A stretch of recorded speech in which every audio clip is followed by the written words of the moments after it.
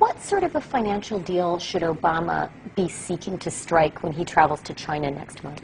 No, I think this would be the time, because you really need to bring China into the creation of a new world order, financial world order. They are kind of reluctant members of the IMF. They play along, but they don't make much of a contribution because it's not their institution. Their share is not commensurate. Their voting rights are not commensurate to their weight. So I think you need a new world order that China has to be part of the process of creating it, and they have to buy in. They have to own it the same way as, let's say, the United States owns the Washington Consensus, the current order. And I think this would be a more stable one, where you would have a coordinated policies. I think the makings of it are already there, because the G20, in agreeing to peer reviews, effectively is moving in that direction. Given this continued weakness in the U.S. economy, are people right to start to be concerned about the dollar? Well, they are, of course, and the dollar is a very weak currency except for all the others. So there is a general sort of lack of confidence in currencies, and a move away from currencies into real assets. The Chinese are continuing to run a big trade surplus, and they're still accumulating assets, and basically the renminbi is permanently undervalued because it's tied to the dollar. There is a diversification from assets that normally held by central banks into other assets, especially in the area of commodities. So there is a push in gold.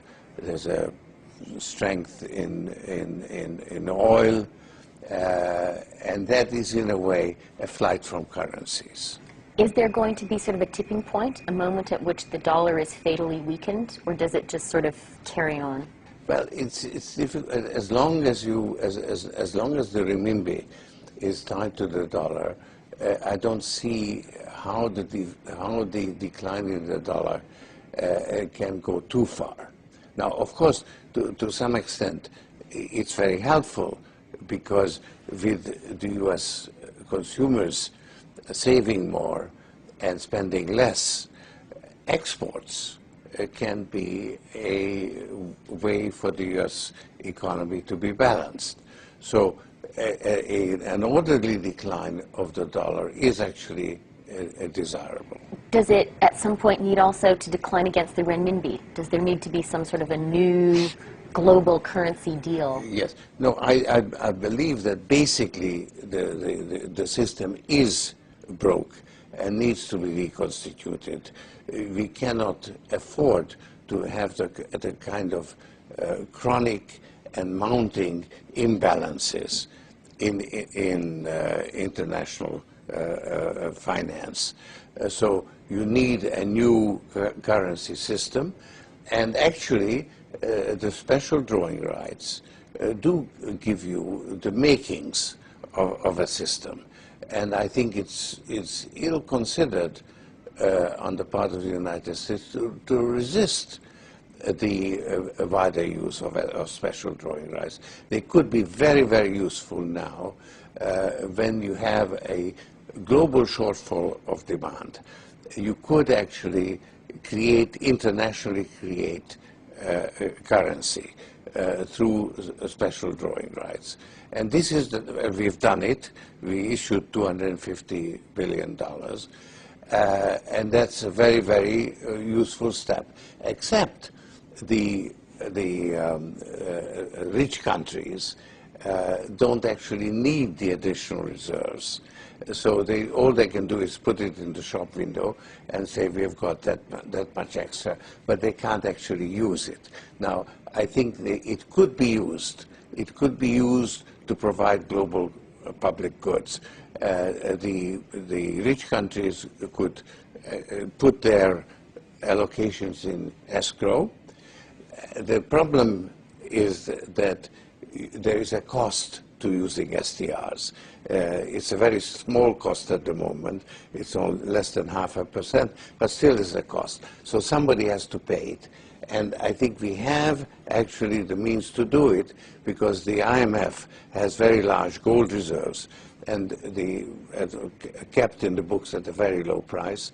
And it has been decided to use those gold reserves to the benefit of the least developed countries. So the IMF could actually pick up the cost of paying for the special drawing rights. Using its gold reserves. And in fact it's being done. It hasn't gotten any publicity. But I understand that in Istanbul a deal was signed where I think the UK and France actually transferred $2 billion of their SDRs, or $2 billion worth, or 2 billion SDR worth, or to the least developed countries, and the IMF picks up the cost. So it's a road that's already been used, and it could be used on a larger scale.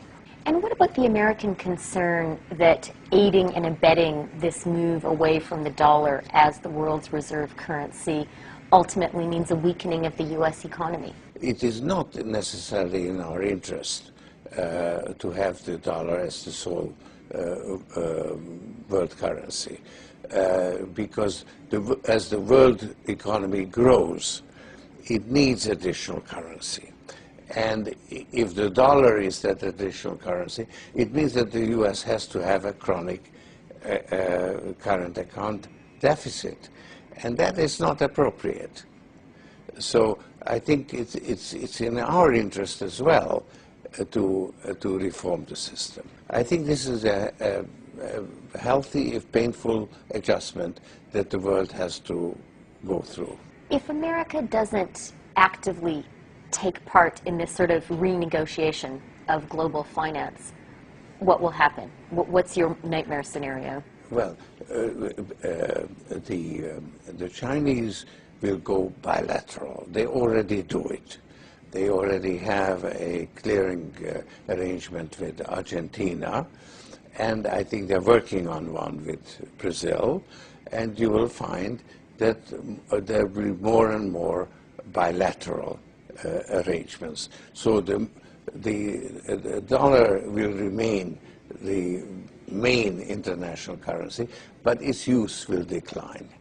So I think that a world of bilateral relations is less desirable than a continuation of a multilateral system. But the system we have now has actually broken down, only we haven't quite recognized it. And so you need to create a new one. And this is the time to do it.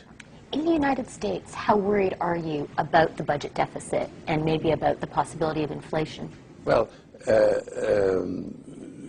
certainly a decline in the value of the dollar is necessary in order to compensate for the fact that the U.S. economy will remain rather weak, will be a drag on the global economy. China will emerge as the motor replacing the U.S. consumer. And of course it's a smaller motor because the Chinese economy is much smaller. So the world economy will have less of a motor. So it will move forward slower than it has in the last 25 years.